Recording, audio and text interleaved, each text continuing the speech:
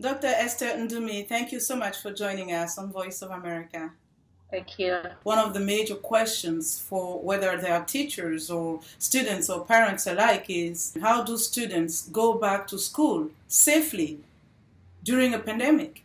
It's a difficult situation because it's hard, and especially a disease that quickly spreads, and a disease that just that sociality of students coming back. They've been away from the campus, so they're excited to see each other, and maintaining social distance could be an issue. So it's a real risk. But I know that universities are taking as much caution as they can. For example, in our university, we actually have to test twice a week, and it's mandatory. Faculty and students alike. If you really have to be in the university, yes, you will have to test twice a week. That is giving us reassurance that we can be able to quickly know when somebody is infected, then they don't have to come to the classrooms. So those are some of the extra steps that we are taking. And I know many universities are instituting policies, a lot of policies to ensure that we at least can maintain social distance.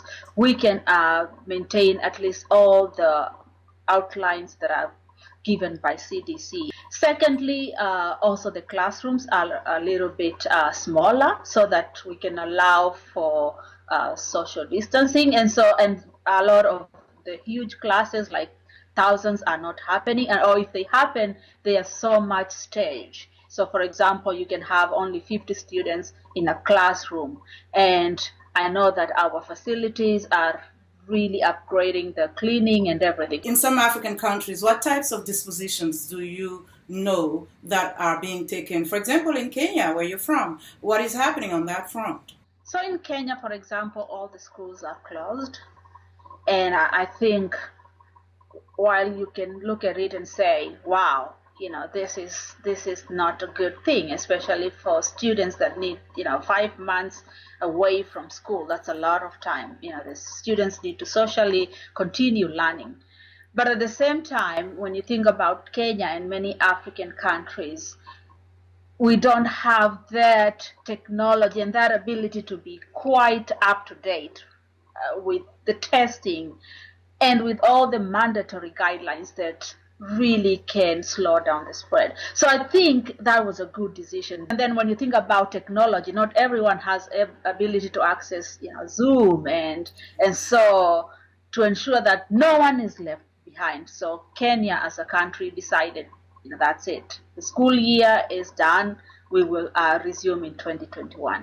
However, I know we have countries like Tanzania, they're still open. So I think it also depends. And what would you suggest as an alternative, as a way for these students not to learn, to lose so many years, so many months of learning? What would you say can be done? To all the countries, the African countries that are listening, and particularly the Ministry of Education as the leaders, I think we can use this time to really upgrade our infrastructure and to ensure that even within the rural areas, we have central areas where we can have hotspots. I am a lifelong learner. I believe in gaining new knowledge every day and ensuring that no one is left behind during this pandemic. And so it's very important for countries to get creative. We have cell phone.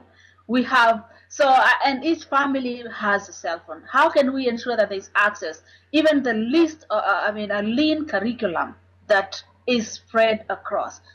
Radio too, radio, I remember listening to Voice of America radio. So radio lessons, at least ensuring that there's something.